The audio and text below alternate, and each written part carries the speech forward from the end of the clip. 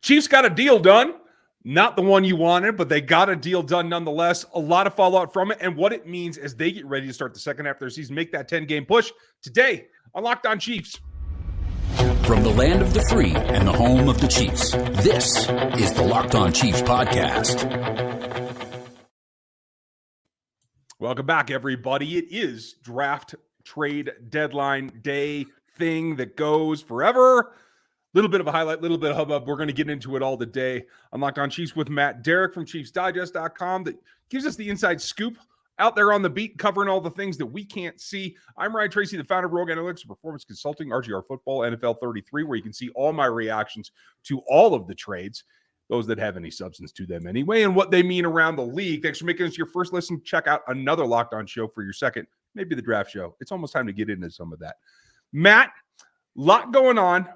Thought maybe a deal would get done. I didn't think it was this one. Did you have any inkling that Rashad Fenton was really going to go somewhere?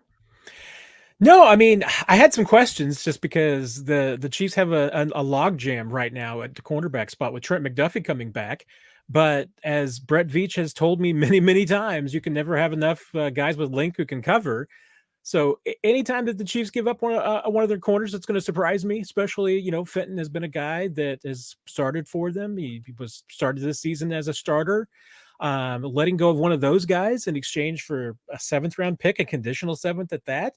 It's a bit of a surprise, but obviously it gives the Chiefs a little much needed cap freedom. And it was probably hard to see, where Fenton fits into the future. He wasn't going to be back probably in Kansas City after this season, especially with the youth movement that the Chiefs have made there. Mm-hmm. And obviously this rookie class is ahead of schedule. So the question was going to be, once McDuffie got back and Fenton was back after that hamstring, where did he fit in? And clearly the Chiefs felt that he didn't fit in anymore.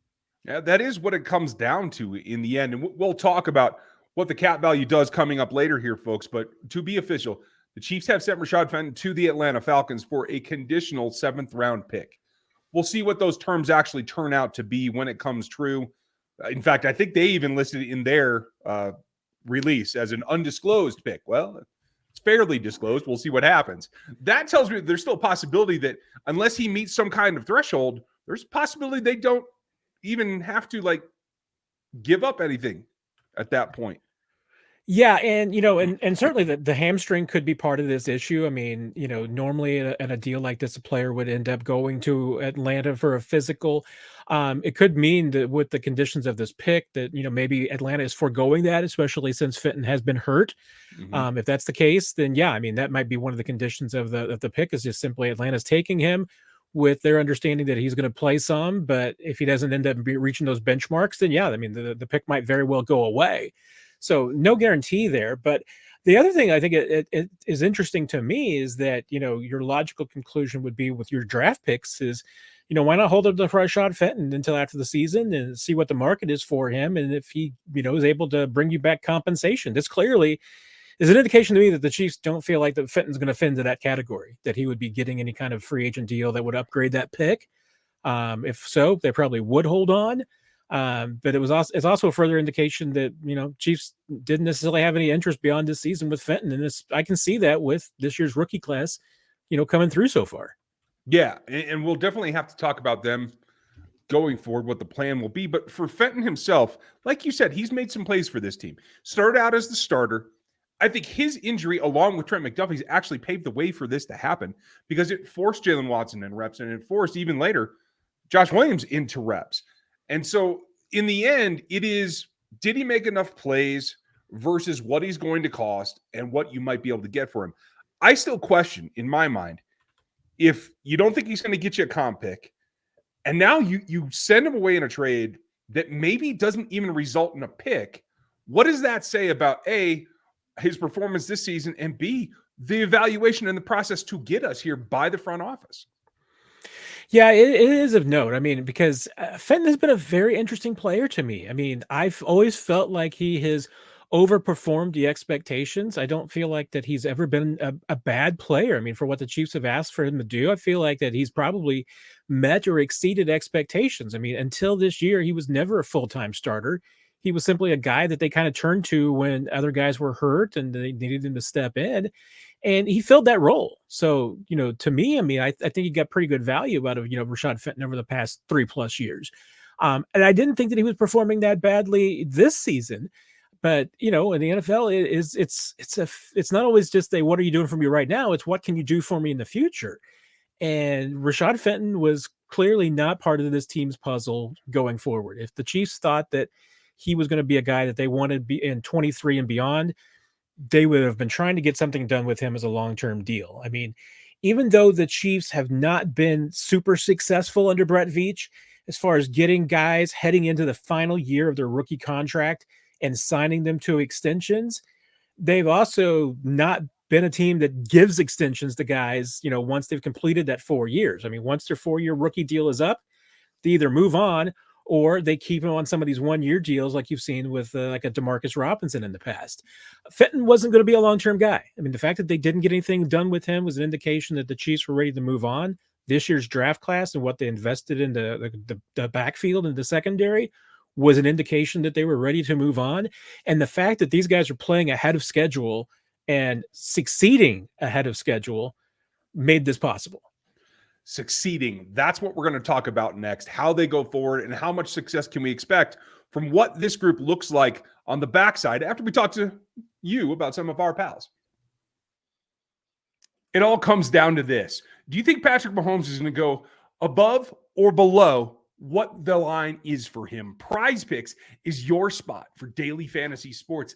They set a line. All you got to do is pick whether it's more or less and what's going to happen that particular week. It's great stuff. It makes it easy. All you got to do is pick 2 to 5 players. Make sure that you get out there and choose those lines.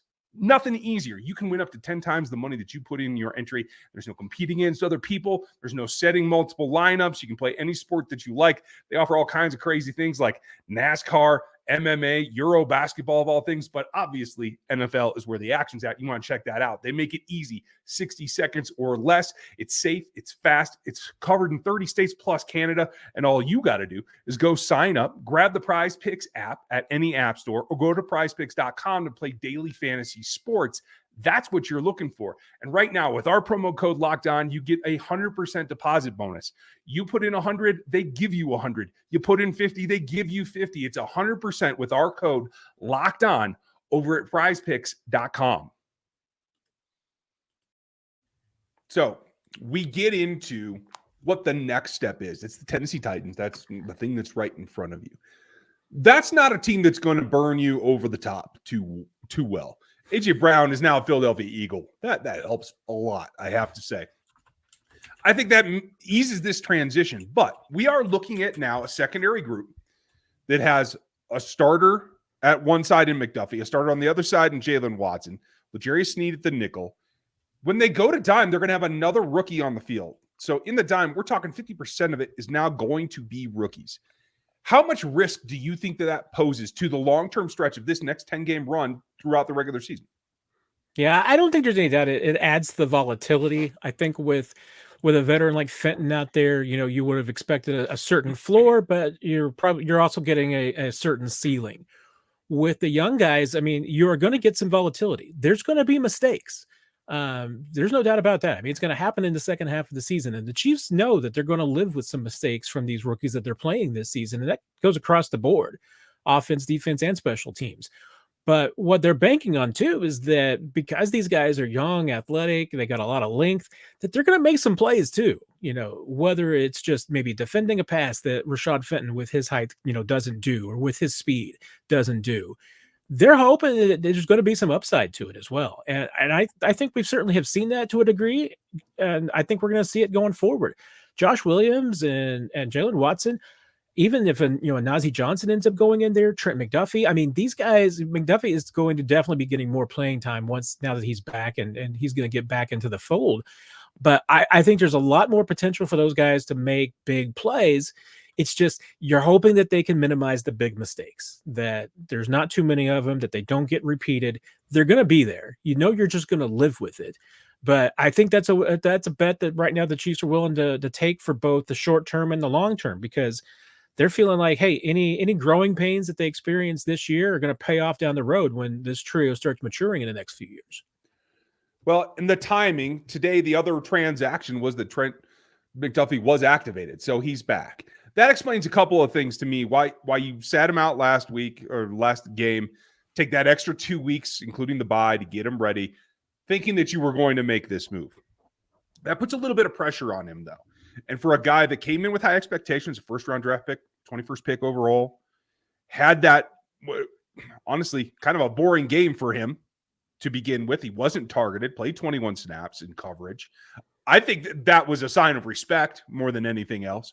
But he's clearly behind the curve of the rookie class because Watson and Williams now have, volumes of reps beyond him. What can we set as the expectation for Trent McDuffie today, knowing that they rested him purposefully and they traded away Fenton at the same time? Yeah, I'm really interested to see what Steve Spagnuolo and defensive back coach Dave Merritt are willing to put on his plate right now, because being out for 6 weeks, what's the expectation? Do you want him to go back out there in basically what would be a new role? I mean, when he left, he was the number 3 corner and playing accordingly. So he wasn't getting 100% of the snaps. When you're bringing him back, do you want to leave him in that role where he is once again going to essentially be the nickel back, even though he's going to play on the outside, Snead's going to kick inside, but he's the guy that's going to come in 3 corner packages, and you leave Watson out there as a starter because he's been getting that playing time? I could certainly make that case. And we also have seen in the past that the Chiefs have not been afraid to mix and match these guys a little bit. Depending on the matchups that they're getting, but also even, giving guys series and rotating them in that way. So, it wouldn't surprise me if we saw, McDuffie come back, but it's not with a full workload at the beginning. Maybe if they want to start him off easy, it's, giving him a few series in this game against the Titans, which might be a good matchup because, as you said, depending certainly on what the quarterback situation is for the Titans this week, they're either a one-dimensional or two-dimensional team. They're not three-dimensional. So they're not going to attack you really hard. So this might be a way, at least, you're able to get McDuffie out there without having to know that he's going to get stressed a lot. You're still kind of, to a degree, testing to see what Josh Williams got, even though he got thrown into the fire the last couple of weeks. This is, might be a way to just kind of ease him into the rotation for a couple of games and just let him work his way back. Because remember, at this point, he's never been a full-time starter. He wasn't a full-time starter in his first 2 games. He was a part-time player. So it's funny that you put it that way, in both outings. I can't say that I'm overly concerned about it because I do have faith in McDuffie. He was my number 3 corner going into this draft. Like I do see the progression for him. But in particular, I think one key that we've seen this season is the Chiefs aren't getting a ton of turnovers here. This defense as a whole yet. I think that can change, especially if you have younger, hungrier players on the outside. But I think 2 things that have helped this rookie group is they've each come up with a big interception that was very timely in the game flow that they were in. Do you think that helps them speed along? And do you think that puts a little bit of just whether it's just friendly competition or whether it's actual pressure on McDuffie to make an impact sooner rather than later because the other guys are getting it done? Yeah, I think it's definitely one of those, high tides raising all the boats here. All these guys realize that they've got to play at their best and they've got to step it up because the other guys around will take the playing time if not. Hey, if Trent McDuffie doesn't come in and start, producing immediately and playing well, he knows there's other guys that can take those snaps ahead of him. So there is a certain amount of pressure that I think that these guys do put on each other.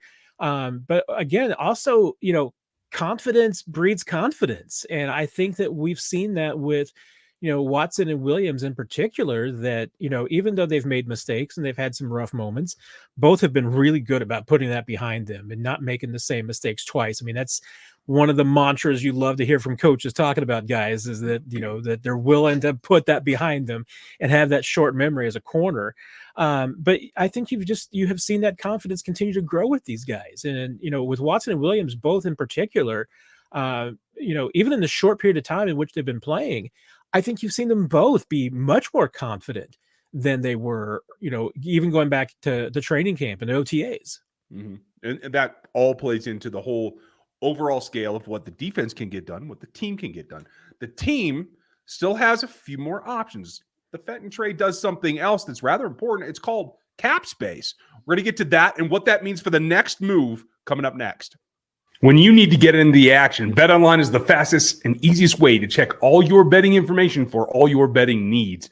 Find all your favorite sports and events at the #1 source for all the odds, lines, games, and everything you need to get your money on the line in a smart way that gets you ready for whatever season you're looking for, whether it's this football season, could be baseball, NFL, NHL, NBA, even the golf and the combat sports are there at BetOnline. It continues to be the top resource for all of your sports wagering information, your live in-game betting, podcasts, scores, everything that you need to get covered. Head over there to BetOnline. It's easy to get to their website from any device, including your phone. It's BetOnline, where the game starts. It all comes down to dollars and cents. This is the NFL. Let's be real. What it does is it gets the Chiefs 1.49, and I mistakenly just called it 1.4 earlier, folks. So it is closer to 1.5 than anything. Back onto the cap, taking the Chiefs up to just under 4.9 total. Now, there's a lot that could be read into that. It could simply be a move banking it for a rollover to next season, knowing that you don't have the greatest volume of free cap next year either. But it could easily be done something to make a signing that didn't require a trade, didn't have to go through this whole hubbubaloo today. Do you think, A, that there's still a move out there that the team wants to make for this season? Oh, I know where you're going with this, Ryan. No, not me. Oh, I know. Well, I know where people are taking this. Hey, Tuesday morning before the trade, Chiefs salary cap space was at just a hair under 3.4 million. This is going to get them to just a hair under 4.8 million in cap space. Now, hey, is it enough to get some things done? I mean, one, remember too, just crossing your fingers that the Chiefs don't have any more injuries. Because that's the thing with the math about the salary cap. Remember, I mean, right now, mid-season, if somebody gets hurt and you're having to replace them, you're going to need about $400,000, $500,000 in cap space just to replace an injured player. I mean, that gets a little bit cheaper with prorated throughout the season. Now, the reason why in this case, Trent McDuffie coming in is not going to, cost you anything because he's taking Rashad Fenton's spot on the active roster, but he's already counting against the salary cap, so that doesn't matter. But 4.8 is enough. But you've got to account for the idea that you're probably going to have another. Hey, if you have terribly bad luck, Chiefs could go through $4.8 million in just replacing guys that are injured. I mean, teams have been there before. Now, reasonably, you're probably still going to lose, $1 million or so, maybe $2 million of that can be, eaten up in injuries. So this gives them at least that flexibility, and some can be rolled over to next year if they finish with anything left. That's great. You got some things to worry about with some incentives that are out there. But the question is, hey, is it enough to add a guy like, say, I don't know, OBJ? Who? Well, I still say, but by and large, it's up to a player like that where he wants to go. I mean, I don't think that the Chiefs salary cap situation or what the Chiefs want is as much about what the player's going to want. The Chiefs are absolutely limited in what they can do. I mean, there's some things that they can do under a cap to make a deal creative for a guy like Odell Beckham Jr., but in order to be creative, you got to have a player who's willing to be in the creative business. And I don't know where OBJ is. I don't know what he wants. I don't know what he's planning on. I don't know if money's the ultimate factor, if it's scheme and fit. I will say this. I mean, I think there's certainly a lot that Andy Reid and Patrick Mahomes could do with Odell Beckham Jr. I do worry about any player coming in and picking up this offense and being able to do anything significant, because this is not Sean McVay's offense. This is a lot more complicated. Right. And you've already added a guy that's probably not going to be doing a lot in Kadarius Toney. And are you going to add a seventh receiver? So I don't think the Chiefs have signaled to us in any way whatsoever that this is a move towards something bigger. I think Occam's razor here, the simplest explanation is most logical. Chiefs saw that they had a player who they probably weren't going to be giving a lot of playing time to. It was an opportunity to save some money, maybe get a draft pick back, and then you see what happens. I don't think this is a prelude to something bigger, but hey, if you want to read it that way, I can't stop you. Right. Okay. Well, we won't stop you. That brings out an interesting scenario, though. Adding him would not just be the dollars and cents of it. It is about the roster spaces. And right now, with the Kadarius Toney joining the team, do you see congestion there already? How do you feel it's alleviated? What happens at the wide receiver spot? Should he be able to pick something up, whether it's just punt returns, something that makes him have to be active game day roster this week, say?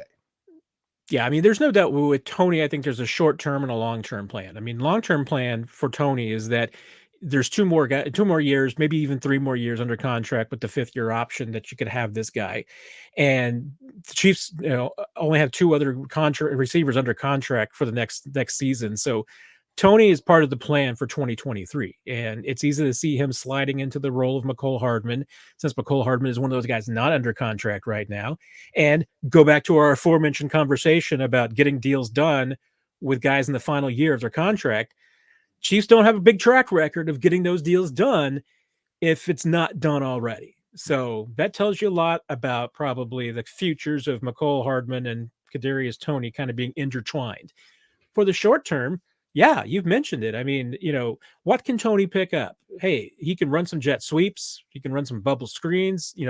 Any of the things that the Chiefs do where you get the ball to a receiver, behind the line of scrimmage, those are all in his wheelhouse, and those can be picked up pretty easily. It's getting things that are a little bit more complicated, where I think it's going to be more difficult.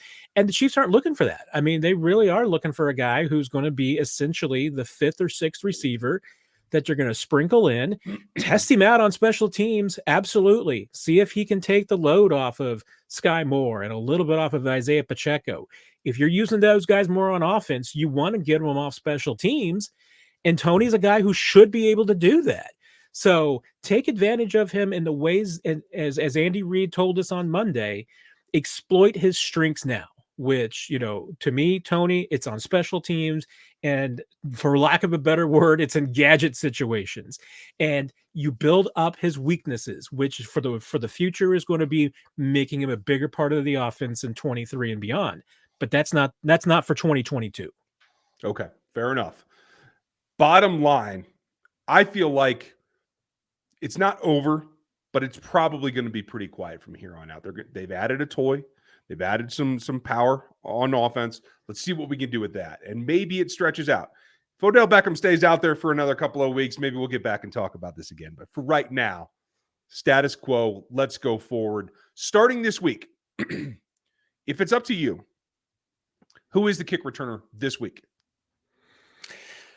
Kick returner, I'm probably still sticking with Pacheco. And on punts, man, I mean, hey, if you're able to kick the tires on Kadarius Toney this week, and if you're Dave Tobin, you feel comfortable, put him out there and just to at least make some catches. I still say, I mean, I would not be opposed whatsoever to just sending out Trent McDuffie and tell him to fair catch everything. I mean, I'm willing to play it conservative, but I know the Chiefs also, they don't want to kill Sky Moore's confidence, and they want to try and take advantage of him if he can. So I wouldn't be surprised if they do stick with Sky Moore as the key punt returner for right now. And maybe give Toney a little bit more time to get comfortable before they throw him out there. Especially because, hey, if you're going to make him one of your, 5 or 6 receivers, you need some contribution out of him. So if he's active, he almost has to be one of the return guys. Okay. Well, let's see what happens, folks. We'll have more for you tomorrow as we start looking ahead to the Titans. Don't miss that show. Friday, we're going to give you our preview, what we think is going to happen. We'll go from there, and then it's right back through. Got 10 ball games to get through the regular season, and then it's on to the playoffs. And yes, I already said it. It's not a jinx. They're going to the playoffs. Just calm down, everyone. Matt, thanks for the time and keeping me from getting a little bit out of control. I do my best, Ryan. It's always good talking. It's always good talking to you, man. Everybody have a great day. We'll talk to you tomorrow.